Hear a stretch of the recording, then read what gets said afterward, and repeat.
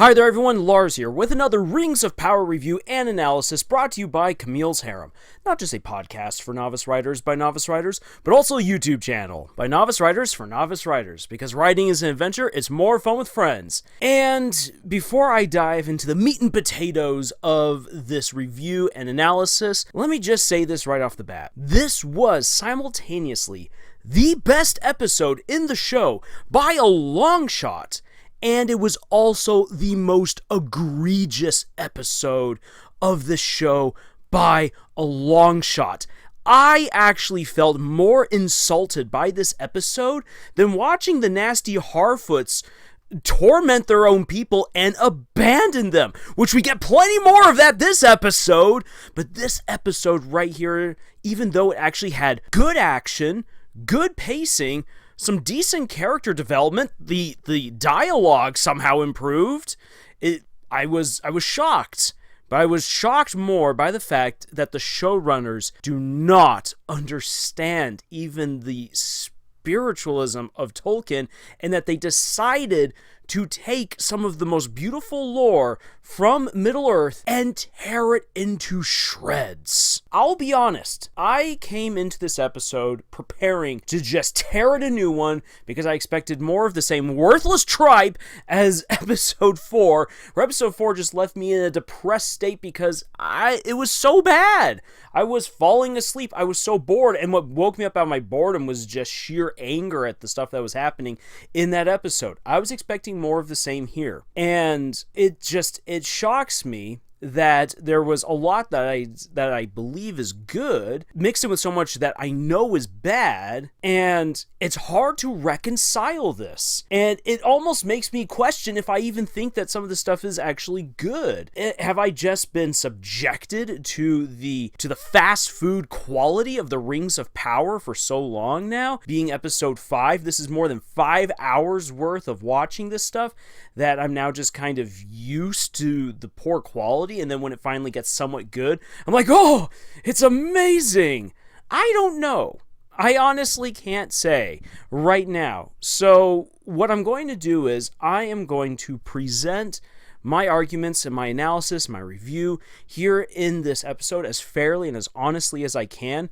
The stuff that as I walked away from that episode I thought was good, I will present as good, rather than try to talk myself out of saying, no, it's absolute filth, which there was plenty of in this episode. I think that this episode really came to define what I've said in the past, where when you look at a story, especially a rough draft or a first draft, and this show continues to be a first draft show, there are all kinds of gems in the muck. And as I've plunged into the filthiest brine imaginable, I have actually found a few gems. So, bearing that stuff in mind, I'm going to quickly also give a little brief announcement right here. Given the action that I saw in this episode and the quote-unquote action of previous episodes, which really the show hasn't had much in the way of exciting stuff happening at all, I have been sitting on a battle analysis for the Rings of Power, which is sad to say, because has there really been any sort of battles? Yeah, not really. I'm going to be working on a special battle analysis for the Rings of Power that I hope you'll check out. I'm going to try to have that out before the next episode. But as I will continue on in this video, as I normally do, I am going to give a spoilery review of this episode, because I know there's a lot of people out there who have had it with Rings of Power, and I don't blame you. I do not blame you whatsoever.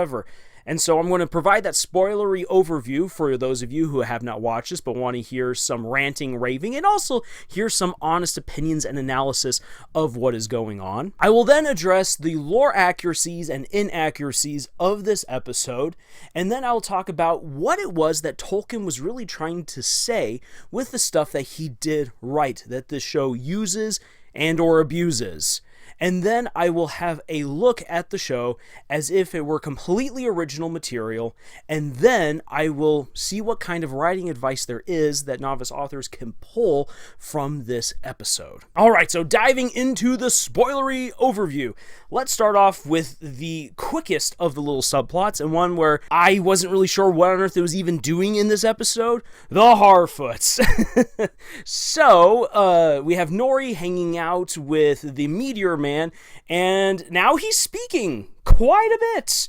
Time seems to flow very uncannily here in this show, but now the Meteor Man is speaking. The family manages to catch up with the other Harfoots. Kind of inexplicably. It happens really, really quickly. And we get the nice little song that's from the original teaser trailer, which it did sound way better here in this episode. Though I just have to say, it ground my gears to hear them use Bilbo's lines of "Not all who wander are lost," and use it as a core to this song. Oh boy, you guys really thought that you could take that away from Bilbo. Yeah, no, I'm not letting that slide. In any case, Nori and her family managed to catch up with the rest of the Harfoot caravan, and the other Harfoots are upset that there's no food really to be found in their newest little hidey hole area.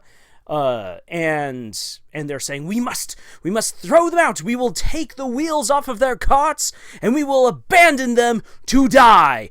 Yes! Oh my gosh, these Harfoots are awful. They're not just simply trying to kill these innocent hobbits by basically the sin of omission. They're outright trying to murder them without getting their hands dirty. That's just, that kind of was annoying. It ain't. But then wolves arrive. The wolves go and attack one of the nagging little hobbitses, and Meteor Man shows up, slaps the ground, shoots out a blast of energy, and sends these wolves tumbling. I'm going to be honest, these aren't even wolves. These are weird pig bear lion things. They've got the feet of lions, they've got rear end of a lion with the body of a pig, and a barely recognizable snout of a wolf. Is it really that hard to just make cool wolves? You don't even need to do wargs. In fact, actually, in the Lord of the Rings books, it's just simply wolves. In any case, I said this was going to be the spoilery overview bit, not the lore accuracy bit. There is something, though, that is following the hobbits, and that is this group of apparently elven cultists. These cult members are following the Meteor Man, and this was dropped as like oh yeah, by the way, we have this other mystery for you guys to ponder on, as Nori gets frozen by one of the spells that the Meteor Man is casting, as the Meteor Man seems to kind of get a little bit deranged by his ability to now use magic a little bit more effectively. And apparently also the magic has some sort of negative impact on him as well. It's really difficult to tell what the heck they're trying to do with the Meteor Man right here. Now, jumping on over from Meteor Man and the hobbits, we then fly on over to the Southlands, where Arondir has finally given the message out to everyone that Adar is coming, and if they don't want to die, they need to swear fealty to him. Otherwise, the orcs will besiege this elven stronghold and bring it down. And we've got the weird guy. Once again, because the show doesn't really use names enough to solidify who is who, I'm just going to say the weird bartender dude, who's like, "Have you heard of him, lad? Have you heard of Sauron?" That dude. He fights against Bronwyn, saying, "No, we must join with Adar, and he will take us in." And half of the people decide to follow this slimy, greasy guy rather than stay in a defensible area, probably because, once again, they're running out of food. And they make their way down to the orcs. They hand themselves on over, and Adar's like, "Bonds are made with blood. Here's a knife. I want you to murder this young man."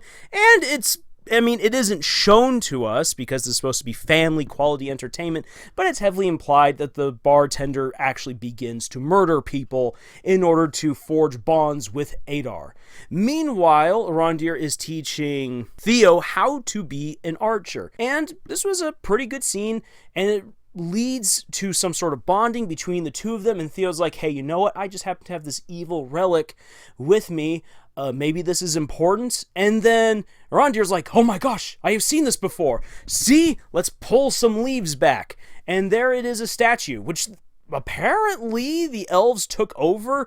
They didn't actually even build this tower. They took over a watchtower that had been built by orcs, apparently, and they just happened to have a mural about the sword and how you can use it to initiate a sacrifice in order to potentially control people. It was a massive leap in logic, okay? It made no sense to me. And apparently Adar has actually created a massive transmutation circle. That's probably the best I can guess, because the orc's like, the tunnel has been repaired, sir. Well, it's not been repaired, it's been finished, sir. And now they're going to initiate this ritual using the sword. And the only thing I can think of is Full Metal Alchemist Brotherhood, with Father creating a massive transmutation circle to blot out the sun, because... or to take advantage of the eclipse that blots out the sun, because that's effectively actually what Adar says, is that he's going to initiate a sacrifice and a ritual in order to take down the sun so that way he can ascend. And I mean, I'll get into this when I talk about original content ideas.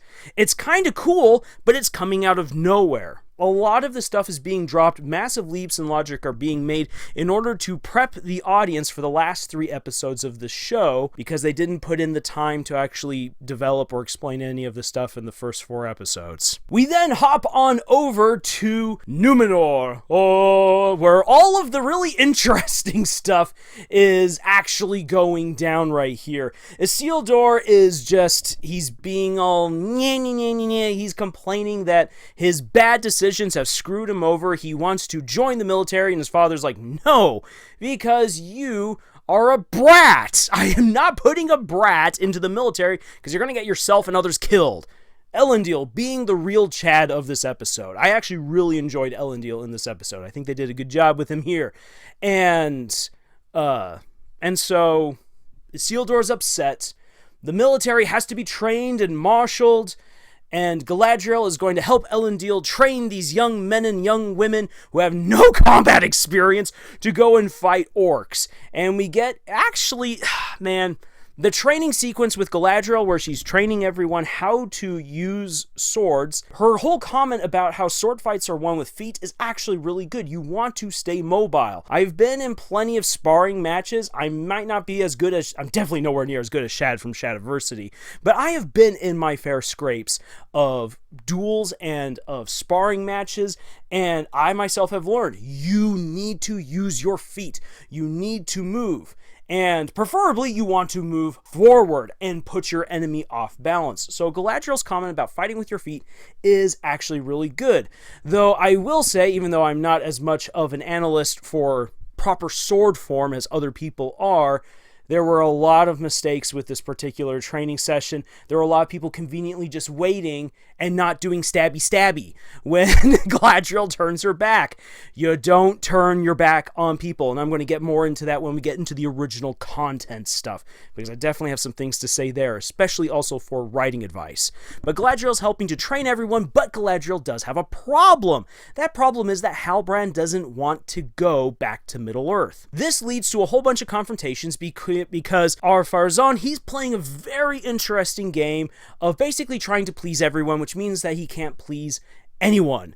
This guy is actually a horrible politician, but it's an interesting game that he's trying to play nonetheless, where he intends to use the armies of Numenor and Halbrand in order to extend Numenor's reach and power and basically lead to Numenor colonizing the rest of Middle-earth. Okay, so we're on track now finally for that. But Halbrand doesn't want to go on back. He wants to stay behind, and the queen is like, hey, I am risking my reputation in order to put you on your throne. You are going to do this. And Halbrand's like, no, I refuse. I refuse to go back to my life of evil, because I'm actually Sauron in disguise. I'm trying to turn a new leaf. Can't you see? And Galadriel has a really cringeworthy conversation with Halbrand about revenge. And she somehow manages to convince him he's going to go along. Meanwhile, while this is happening, Ar-Pharazôn's son is actually trying to do the right thing in a weird way and prevent the Númenóreans from going to war in Middle-earth by sabotaging the Armada. He halfway succeeds, but he also fails because Isildur has stowed aboard one of the ships. There's a fight. They manage to destroy the ship, so there we get the huge kaboom from the trailers. Isildur saves Ar-Pharazôn's son, whose name completely eludes me, because once again, no one uses it enough. And Isildur sees this, and Isildur's like, you know what? You showed your quality. I will put you into the military as a pooper scooper. You know what? Justice at least does happen a little bit here in the show, because Isildur, for all his nappy-pampiness, does deserve to be a pooper scooper. And so everything kind of falls into place for Galadriel, because obviously it should, because she's the Mary Sue who needs this army. It's really frustrating that even though she realizes that people are like, girl, you really need to tone it down, that she was mutinied against, it's all their fault. They just can't see that she can't stop, that she must do this. And again, I am going to get more into what writing problems were going on here with this particular scene, but the army all comes together on 3 ships, 500 men, plus the Queen, and Galadriel, and Halbrand, and now they're sailing off for Middle-earth. Meanwhile, we actually get to the most interesting part of this entire episode, which is Durin in Lindon. And there, we find out that the elves, that King Gil-galad is a real jerk, and that basically the light of the Eldar is being squelched as evil comes back into the world. And he knows that armies are marshaling, he knows that some dark force is coming, and the elves need the light of Valinor. However, in order to do that, they're going to need a Silmaril. The Silmarils are gone, but wait! An elf hid one of the Silmarils in a tree atop the Misty Mountains, and there fought the Balrog, who will also be in Moria, and a lightning bolt struck the tree and pushed the light of the Silmaril down into the mountains, and there became the holy metal of Mithril. And if the dwarves are willing to give their Mithril on over to the elves can then use the light of the Silmaril that is contained within the metal, and thereby restore their light, their Eldar light, and then they will be able to save Middle-earth from destruction. Otherwise, they will all basically vanish and become wraiths. And so, alright, the elves have known about Mithril apparently this entire time, even though the dwarves just discovered it. And now Elrond and Durin actually have a good heart-to-heart, which I really did enjoy. Again, Elrond and Durin are the heart of this series. I just want more of these two characters. They talk it out, they finally admit what's going on to each other, which is really good, and Durin says that he's going to try to help Elrond get the Mithril that he needs in order to save his people. And that's it. Episode done. Alright, with the quick overview of events done, let's dive into the lore accuracies and inaccuracies of this episode. There was nothing, 100% nothing correct in this episode. You know what? Screw the whole thing of me saying that they're actually using the names of canon characters. No, that's no longer an excuse anymore. With this episode, they have fully, completely, no more looking back, stepped off the edge of that cliff. There is no more canon within this story. You want to know what? You want to know where the Mithrils, you want to know where the Silmarils are? The Silmarils are, one is drowned in the sea, the other's in the middle of a volcano, and the other's flying amongst the stars. They seem to omit that little bit. You know what? If Galadriel has the ability to siphon off the light of Eärendil, you'd think that other people who are actually master craftsmen, such as Celebrimbor, would be able to figure out a way to pull the light of a Silmaril out of the stars and use that. But no, we have to do this stupid idea where the light of the Silmaril somehow got into Mithril. That is not okay. That is not canon. Not even close. No, there was no nameless, pure-hearted elf who tried to put the Silmaril into a tree? That's the dumbest thing ever. And no, the Balrog who will be in Moria did not fight atop the Misty Mountains against some nameless champion and then somehow fall into the depths of darkness, or maybe pursued the light into the depths of darkness. Mithril does not come from the light of a Silmaril and lightning. It doesn't happen. That does not explain why Mithril is only found in Khazad-dûm. That is stupid. The writers genuinely are dumb because they tried to solve the mystery of where Mithril came from. No! That's dumb! You wanna know where Mithril came from? It's a creation of Iluvatar that he put into the mountain where he put some of the original dwarves in order to make sure that the dwarves, whom he adopted as his children, would have the ability to build up a mighty kingdom, a kingdom which Iluvatar foresaw would be absolutely crucial to the development of Middle-earth and for the saving of tens of thousands of his children, men, elves, and dwarves. Because the dwarves of Moria are heroes, and without the Mithril, they wouldn't be able to do all of the incredible things necessary in order to save people, and for eventually to forge a beautiful Mithril shirt that would go to the ring-bearer Frodo through him whose quest saves all of Middle-earth. Iluvatar thinks like a grand chess master. You know what the showrunners have done right here? They've taken the beauty of fate, of godliness, of creation, and thrown it out the window to give an explanation to something that didn't even need it. And oh boy, believe you me, I've got actually more to say on that topic. Because not only did they just simply decide to scrawl in poop all over what Tolkien wrote, but they actually, by doing so, turned their back on the spiritualism that Tolkien put into The Lord of the Rings. And it's infuriating. And I will get to that when I talk about why Tolkien wrote the stuff that he wrote. But here's another thing. The light of the Eldar cannot be taken. The only time that the light of the Eldar is even for once quenched in all of Middle-earth lore is in Mount Doom. Not even in the depths of hell, in Morgoth's own courtroom, could the light of Valinor be quenched. This is dumb right here. The elves are immortal because Iluvatar made them that way, not because they happen to be blessed with the light of the trees. This is stupid, especially because the trees were a contingency plan after the great lamps were overthrown by Morgoth and his servants. What the heck? Then what about the sun and the moon? Because the sun and the moon are forged from the light of Valinor. Then why don't they just walk out into the sunlight or into the moonlight or into the starlight? Because the elves love the stars. This is so stupid. They turned their back on all of the lore. Why? To create some artificial problem that somehow the elves aren't immortal. What the heck? Then why are humans different? Don't they realize? Tolkien wrote that elves are immortal. It's their own special gift, and that death is a special gift for humanity. And it's something that Iluvatar intended for the elves and the humans to discover for themselves why they were given these particular gifts. Oh my gosh. And then I hate that they keep on bringing up that the elves apparently don't care about time. The elves do care about time. The elves absolutely do. It's even in the books. They care about each passing season. Each day to them is a gift. These elves aren't like, oh, 100 years just passed by? Oh, it's like a blink of an eye. What is up with that? And why have you made Gil-galad and Celebrimbor just these horrible old men who are jerks and lie and use Elrond, use the dwarves? All of this is dumb.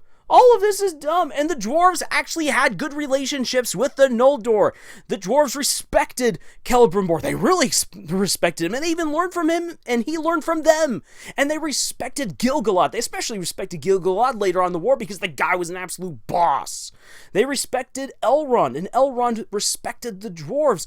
What is up with this? They manufactured stupid drama that we don't even really see play out. Like, it's actually dumb. It's all lip service. I got more elf versus dwarf drama from the Hobbit movies than from this. I got more elf and dwarf drama from The Lord of the Rings and The Fellowship of the Ring than I've gotten here in this show. What is up with this? They tried to do something differently and they fail at it.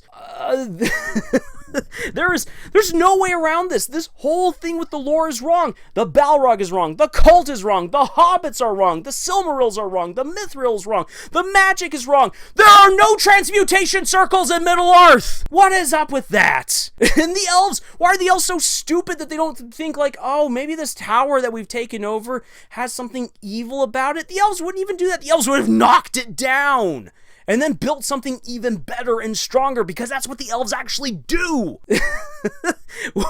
What is up with this? And once again, the orcs aren't vampires. They don't burn in the sunlight. It makes them weak. It's like having a very, very bad migraine headache. And yes, that is directly out of the lore. Read the Two Towers, pay attention to the fight that the orcs have between the Uruk-hai and the orcs from Moria and the orcs from Mordor. You get some amazing orc lore from the Two Towers, which they have access to, and it would not impede on the Peter Jackson movies at all to use those conversations to build up the orc lore.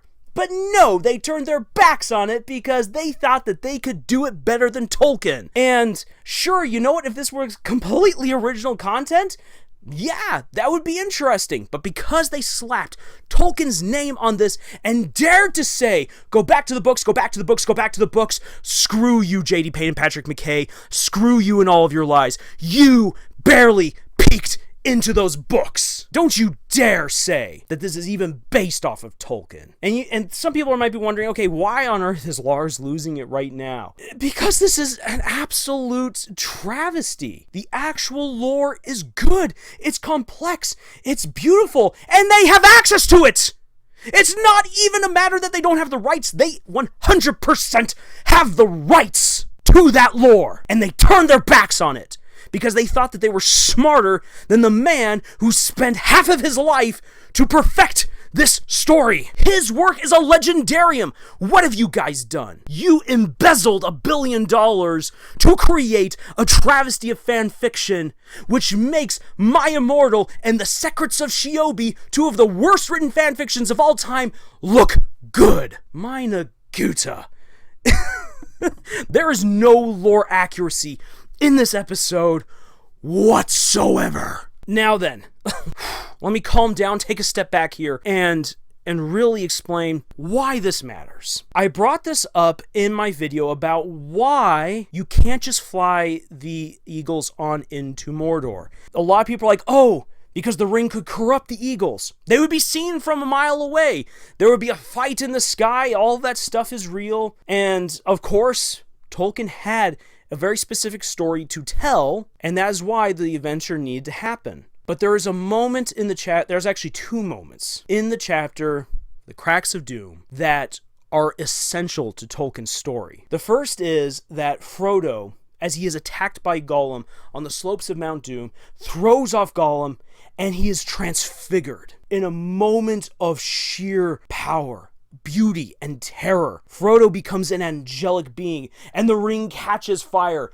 Gollum is reduced to a shadow before Sam's eyes, and from the ring itself comes a powerful booming voice, the voice of fate, the voice of Sauron himself, but also the judging voice of Frodo, the one who spared Gollum. Touch me again, and you will be thrown into the fires themselves. Gollum shrinks back, and Frodo, who had been so weak, who had been basically destroyed by the quest at this point, transfigured, turns to Sam. Sam's in awe, and Frodo says, this is the end of the quest. Fate is at hand, and he turns and he walks up the mountain on his own power and enters into the gates of Sammath-nar, the Cracks of Doom, the smithies of Sauron, the one place that the ring can be destroyed. And this is the second thing that is very important to note about the quest to destroy the One Ring. I said earlier that the light of the Silmarils could not even be quenched in the presence of Morgoth. Now then, granted, the light that is in the Phial of Eärendil is basically watered down Silmaril light, but it's basically a Silmaril's light. That has been given to Frodo and to Sam as Sam chases after Frodo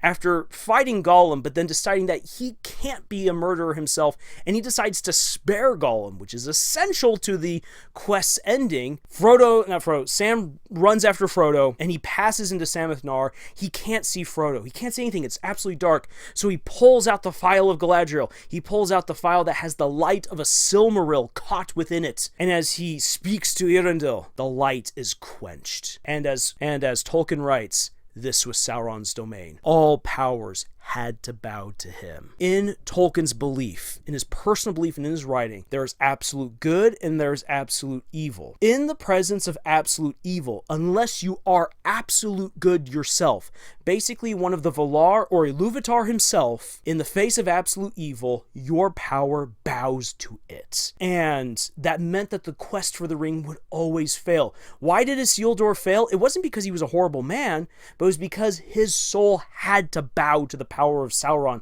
and be bent to the will of the One Ring. Anyone else who had gone on this quest, probably even Tom Bombadil, would have failed within the smithies, within Sammath Naur, because all powers bowed to Sauron. Even the light of the Silmarils, the holy light of Valinor, caved before Sauron's very presence and influence.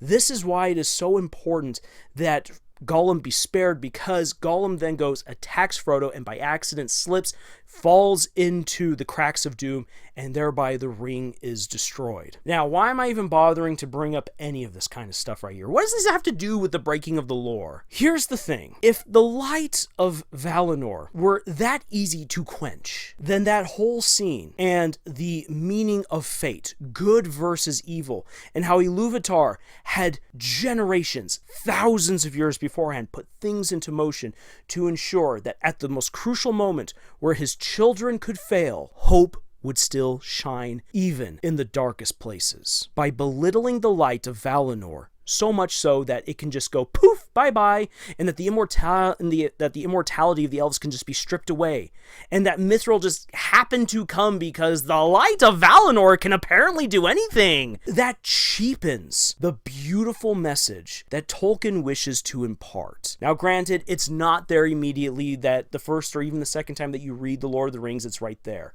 It takes some time. It takes some really getting to know not just The Lord of the Rings, but Tolkien himself to really appreciate that chapter, Mount Doom. Everything that happens there is just incredible. It is the culmination of a great spiritual journey. And it marks for Frodo a massive turning point, which will lead to him going to Valinor eventually. This is his hero moment. This is his moment of truth. This is the moment of truth for all of Middle-earth. Good versus evil, and the light of the Silmarils is there in that moment. Here, it's treated as nothing. It's just simple magic. You mean to tell me that something that was so important to Tolkien, heaven, good versus evil, hell, is just simply magic? Sure, there's plenty of people who believe that, but that's not what Tolkien believed, and that's definitely not what he put into his stories. That's part of the beating heart and soul of Middle-earth, of everything that Tolkien created, and they turned their backs on it. In this episode, they didn't just simply turn their backs on the lore, they turned their backs completely on Tolkien. Everything, unless this show, in some future season, pulls a complete 180 and basically gets on its knees and begs the audience to forgive it, and that they start correcting all of these lore inaccuracies, this show betrayed the very spirit of Tolkien. Not just simply the idea of giving England its own mythology, or the great heroes of a bygone age, the hero's journey, good versus evil. The very heart and soul of this journey of light versus dark has been betrayed. And for what? So that way they could have some cheap conversations between these characters? Yeah, no, I'm sorry. It's just all pathetic. I'll close this little segment of the video, why Tolkien wrote what he wrote, to just say that, again, there's a reason why Tolkien's work is the only legendarium in modern fiction. Tolkien did so many incredible things, from world building to characters, creating his own languages, cultures, understanding legends on a level that almost no one else ever has, that Brandon Sanderson, George R. R. Martin, Robert Jordan, they've done incredible things in fiction. Patrick Rothfuss, so many other people have done amazing things in fiction, but no one has brought all of those things together like Tolkien did to tell a complete and beautiful story. And not just a beautiful story, but a story that resonates with the soul. And that has been understood for generations now. That is why Tolkien's work is a legendarium. Can you honestly tell me, whether you like The Rings of Power or hate it, can you honestly tell me that that same soul and message and all of the beauty and work of a lifetime is in that show? Because for me, the resounding answer is no. And from now on, I will know that this show does not even have a scrap of the soul of Tolkienism in it. And as such, this show is 100% inaccurate. Everything from this point on, in every single review, as far as lore accuracies and inaccuracies go, it's nothing more than if they had robbed a tomb and taken bits of a corpse and stitched it into their work. Because this episode shows to me that they completely rejected Tolkien. Whew! Alright, so given that tirade of mine right there, and it definitely was a tirade, maybe not my most eloquent or noble of moments, but I had to say it. And that being said, let me own up to what I said at the beginning of this video, that this episode had both the best and the worst. Well, let me then show you what is the good stuff here in this episode. I will also talk about some of the bad as far as these things are original concepts. So now, knowing that the show completely rejects Tolkien, and it is 100% original content, let's judge it for what it's worth. This episode did a lot of things right. The pacing in Numenor was way better. We now actually have action interlaced with exposition, which was good to see. And we actually saw characters acting out based on their personalities. Ar-Pharazôn's son shows real backbone, which was nice to see, that he stood up to his father and that he even stood up for his convictions in trying to sabotage the fleet. Isildur, though a nappy little pampy brat, at least stays true to being a nappy-pappy brat and is trying now to redeem himself, which is good. I really did like what was happening right here again with Elendil, and I guess I should also give little bonus points for the fact that he's wearing a helm that actually matches what his helm should be in the books. And it's nice to see that Elendil is not just simply an NPC, but that he's doing his own thing. He's balancing his duties as father and as someone who is part of the Queen's upper echelon of officers. And even though Ar-Pharazôn is not the best politician, the writers for the show don't really know what to do when it comes to writing politics, at least we get to see Ar-Pharazôn actually scheming in this episode. We get to see his bigger plans, and we begin to understand better why he is basically a seesaw kind of a guy where he flip-flops back and forth. True, you can just say, well, that's any politician out there, but he is playing all these different sides because he wants to make sure that he always remains in a position of power and that plans go through to ensure that he and Numenor will gain even more power down the road. And the show also, this episode really benefited from the fact that there isn't much of Galadriel in it. Now, Galadriel did have a decent enough scene with the sword fighting, though here's some of the things I will say as far as this scene goes, because this will be a scene that a lot of people point to and say, that was pretty good. Look, it's nice to see actual training happening. It's nice to see Galadriel not just simply be a jerk 100% of the time, and it was entertaining. There are, though, a few things that we should note. This is still a poorly written fight scene. One of the ways that you can tell is this. Number one, these people have no training whatsoever. If you're going to write a scene or shoot a scene where characters who have no previous training are trying to become warriors, what you need to do is you need to show them gaining that knowledge and that experience, the footwork, knowing how to hold a sword or a spear or a shield correctly, how to use various forms in order to make them efficient, and learning to rely on each other. Elendil really made a lot of mistakes by, for one thing, having these people fight without having some sort of blunts on their weapons, so that way they don't kill each other. At least give them, not plastic, but wooden weapons, maybe, to try it out at the very beginning.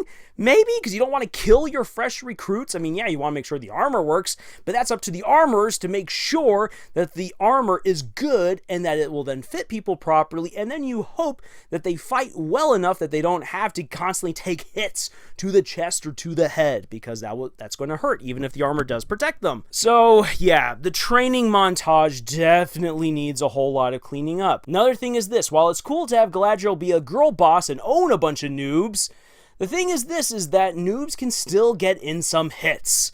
And she turns her back multiple times to enemies who are there to stab her, and they've even been told to stab her, to actually wound her, because then they will get a promotion.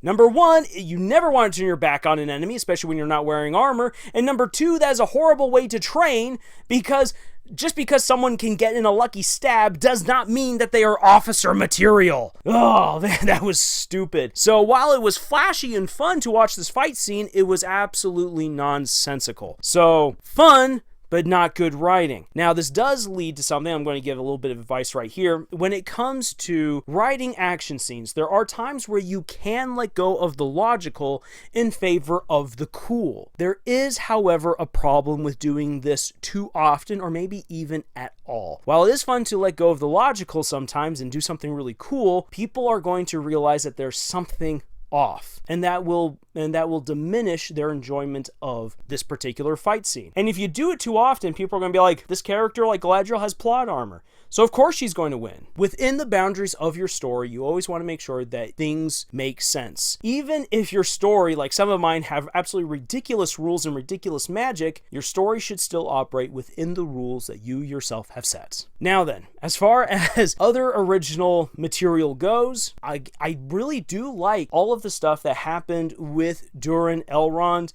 with Celebrimbor, and with Gil-galad.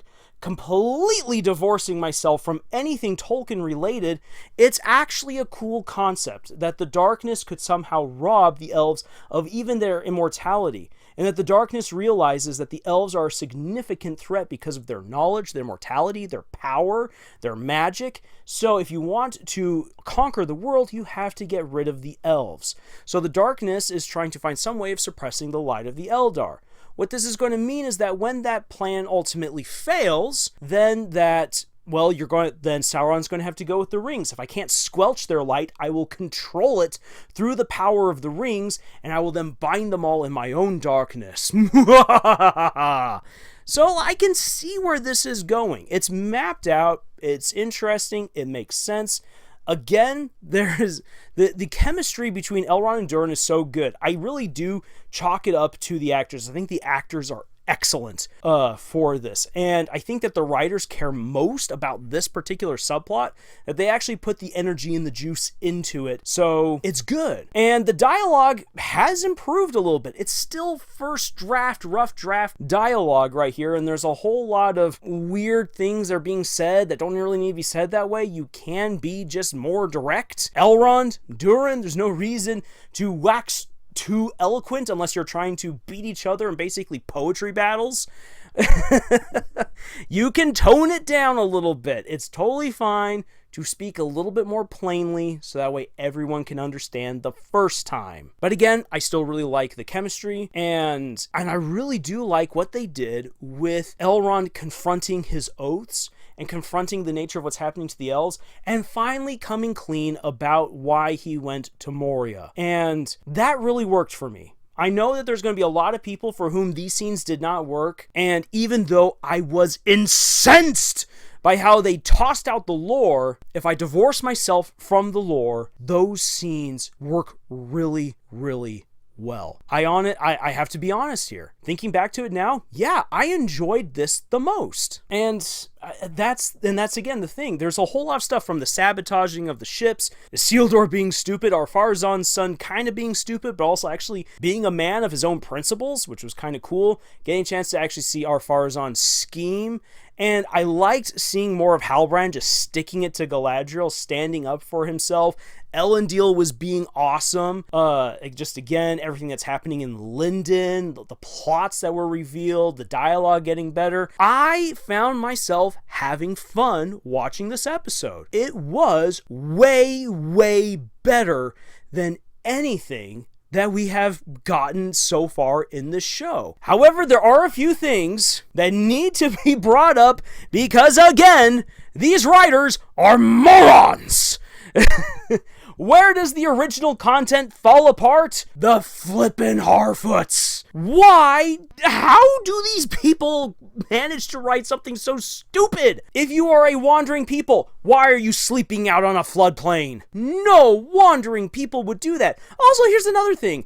A nomadic tribe that's trying not to leave any footprints or any traces behind, they have freaking wagons. Have you actually gone out into the southern states? Go out into the southern states and have a look at the old wagon trails. Or you can even go out into the Midwest and you can still find old wagon trails. You know what? Living out here in the desert, I can find old trails where only a few cars have driven, and so long as just a few cars drive there, a couple of times every year, you have a nearly permanent path carved in 2 lines for wherever these cars have gone, out in the middle of the woods, out in the middle of the desert. If you have hundreds of carts roaming through the wilds, everyone will see that. These Harfoots aren't being secretive. Anyone can see them. All they have to do is just see the tracks.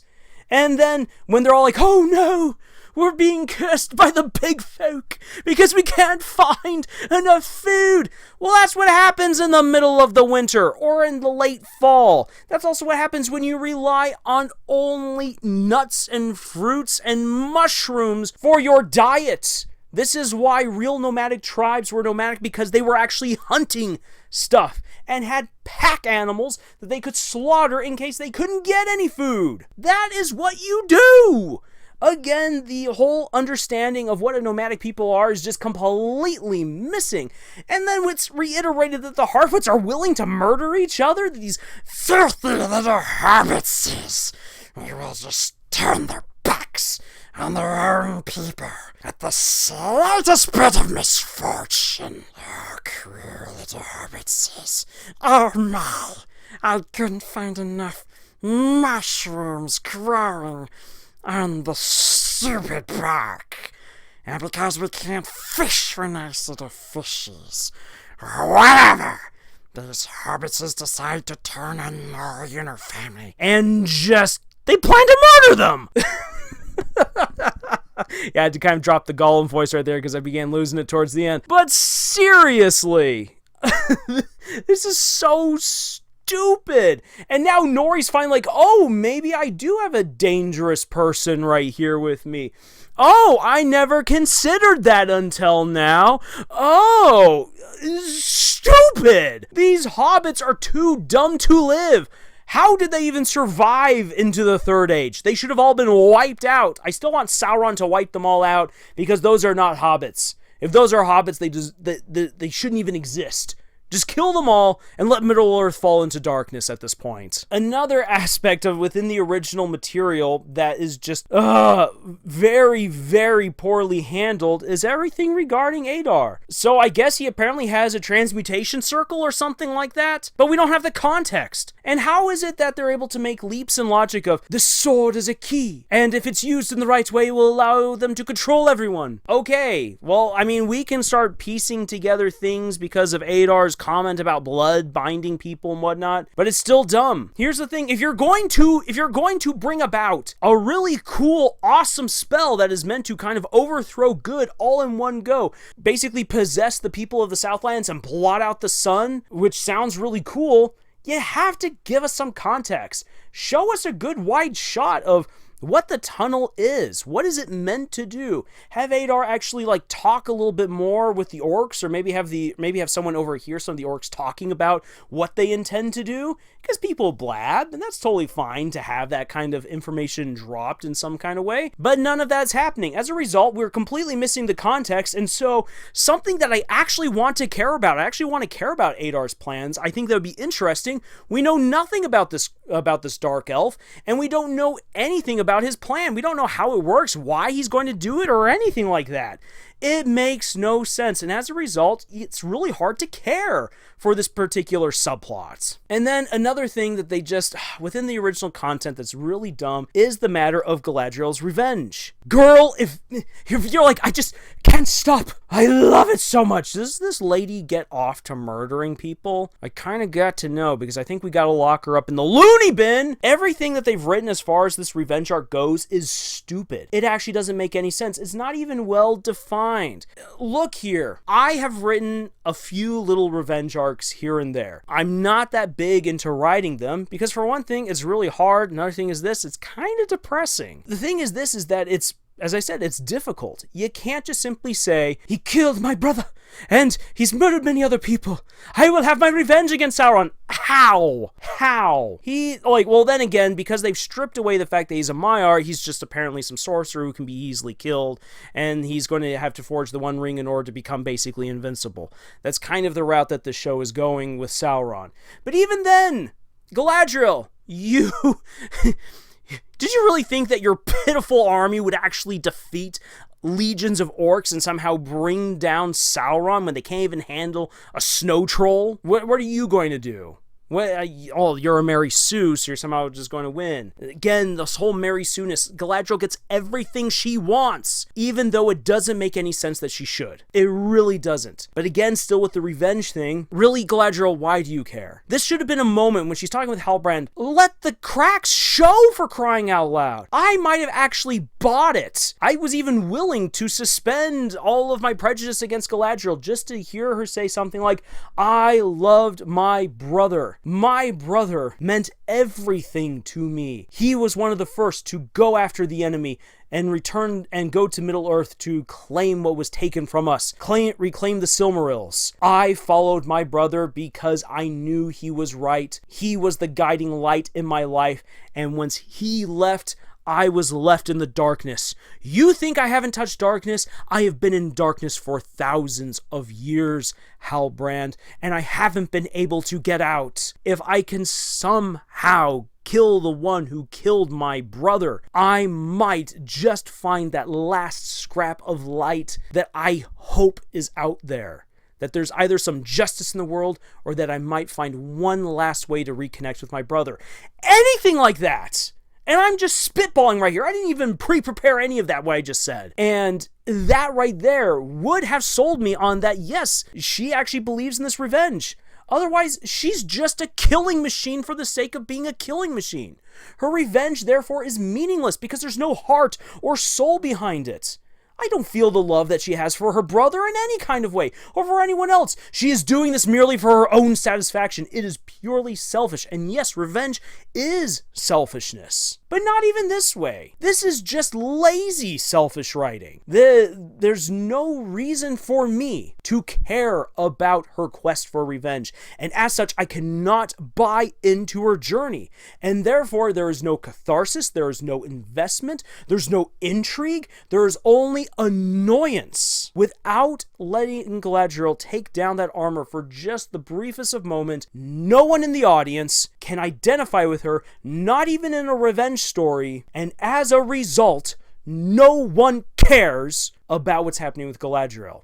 And that is why when you make her the focus of your show for so many episodes, that's why this show has no heart to it. That's why no one is getting invested in it beyond their anger, because you don't give us anything within this main character. Your revenge writing is sloppy and bad and bland and just simply awful. So, what are some lessons then that we can pull out as novice writers from this long review, rant, and analysis? Here's some things to think about. I actually quickly want to talk about some fighting right here because this is something I intend to focus on a little bit more in a future video. But if you're going to have a character fight multiple people, you need to either think about it in terms of that this character is so OP in such a way that no one can actually really touch him or her, that it doesn't matter that they turn their back on any of their enemies, or you have to think logically. I'm actually brought back to the 4th Stormlight Archive book, The Rhythm of War. There's a really, really awesome scene where Adolin has to fight against multiple people all at once, and he does not have his shard plate with him, which would allow him to just easily take all the hits he wanted. He could turn his back on anyone. They could whack at him for days and not do anything to him, and all it just takes is a simple punch from him, and boom, he's killed someone. But without his shard plate, he's just a regular guy, and he's up against multiple people. So what he does is he puts his back against a corner, and he then just starts going crazy. He starts flailing, trying to break them up, and then when he sees that there's a weakness, he stabs into that weakness, and then he goes right back to flailing and trying to make sure that he scares them. Once they realize that he's just flailing, he's like, oh crud, I'm running out of tricks. Okay, well, I've managed to wound one person. I have to break out of this. Like, he's doing all of these things. He has to use all of his skills as a warrior to protect himself, because all it just takes is one hit, and when you're surrounded, you go down fast. So if you're going to write a fight where a character is surrounded by multiple individuals, unless you as the writer are going to give your hero the courtesy of having everyone just come one at a time against them, they either have to be OP in such a way that they are able to go into the brawl and take some hits and keep on dishing them out without being taken down, or they must fight with smarts. They must use all of their skills to prevent themselves from being overwhelmed by sheer numbers. And either way can work out really well. The OP is normally for the fun. Fighting with brains heightens the tension and can lead to some really cool stuff. Another bit of advice is this. When you have characters talking with each other and you're trying to build a good heart-to-heart moment, the characters actually need to expose some of who they are, something that they themselves are not really willing to expose. Again, coming back to Galadriel, because they're trying to write her as the absolute bestest girl boss ever, there's no way to really feel for Galadriel because she's not showing us anything. They tried to do that in this episode with Halbrand, but it honestly wasn't there. Galadriel's armor never comes down. As a result, we can never actually get to know who she really is. So any sort of heartfelt conversation that Galadriel has is meaningless. Compare that to Durin and Elrond at the end of the episode, where Elrond comes clean about the fact that he has lied to his friend and that he's conflicted with everything that's going on. Elrond is pained, and it's very clear that that's there on his face. It's in his it's in the way that he's holding himself. It's in his words. And Durin as well. Durin's upset, and he's showing his displeasure, and then he shows his shock, and he tries to play off some of it as a joke. It's him coping with what's going on, but it's clear that he himself is visibly upset. He's upset by the truth, both that he's been lied to, and just how awful things are, that the elves could disappear from Middle-earth unless he's willing to give over his kingdom's greatest secrets. So that hit well, because we actually get to know the hearts and minds of these characters. If you want a heart-to-heart, you actually have to expose the heart. I know that sounds really dumb that I have to say it out loud, but I mean, here it is. It's an $1 billion show. Someone obviously doesn't get it, so I have to bring it up. Another bit of writing advice that I would have is this. You can't just introduce something like these elf cult member people, whatever they are, introduce them, and then I'm like, I'm not going to talk about that. That's mystery box nonsense. That's stupid. You don't want to go that route. If you're going to introduce these characters, actually introduce them in some kind of way. The pacing with the whole Harfoot subplot and with the Meteor Man really did not fit in this episode. It shouldn't have even been here. You need to understand within your stories, especially if you're doing like multiple books or big chapters that have multiple perspectives, you need to figure out what works where. And it will definitely take some editing. It will take some time to reshuffle things around. In fact, actually, before watching tonight's episode and before recording any of this, I was working on one of my upcoming books, and I had to do that. I took a scene that I was writing in one spot of the book, and I'm like, it doesn't work here. It needs to get bumped to another part of the book. And I had to reshuffle things around. That took time.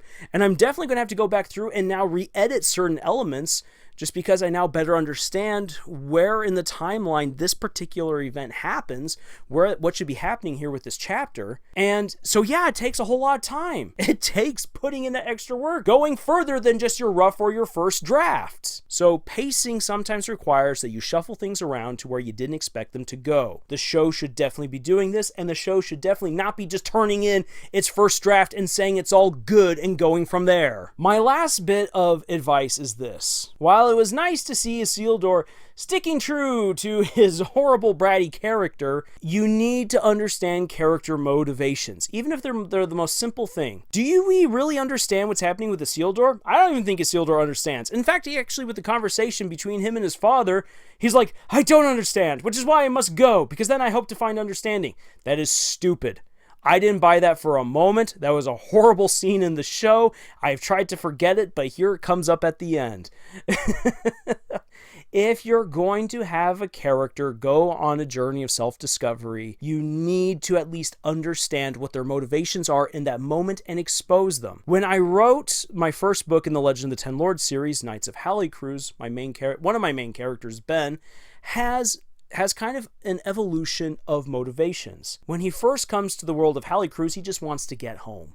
But then he realizes there's a whole lot of bad things happening. Maybe I should stick around. He becomes friends with people. He's like, I'm going to fight to help save my friends. Then it becomes, I want to help to protect the world. And then as he learns more as time moves on, as we go from the first book to the second book to the third book, the things that Ben learns allows him to confront truths and mistruths, and to also confront himself in many ways, and his motivations change over time. And it is a really fun thing, at least for me, to explore how this kid grows up from being just your typical teenager on a fantasy adventure into becoming a character who you can, as a reader, actually respect as a real hero, because he grows. It's a long journey for him, but we actually get to see what his motivations are. We get a chance to see what he's really thinking. Are we getting that with Isildur? Not really.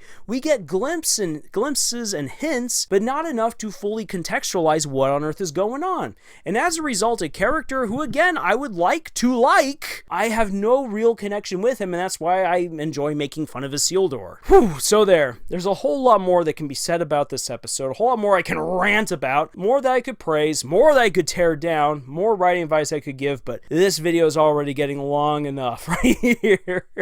So yeah, I will be talking more about things that have come out in the Rings of Power, hopefully before the next episode, and we'll see what the next episode brings. As far as an original story goes, things are finally moving on, and I'm interested in seeing what's going to happen. One of the big problems, though, is that we're missing tons of context. We don't really know who the villain is, what his plans are, how they're going to work out, and things just seem to be happening because the Mary Sue of the story needs them to happen in order for her bland and poorly written revenge quest to follow through. The side characters are far more interesting, which is sad to say, and other subplots really don't even need to be in this story at all. So again, it's clear to see that this is a first draft. It really needed editing before it should have ever gone to production. And as far as Tolkien goes, look, this is until this show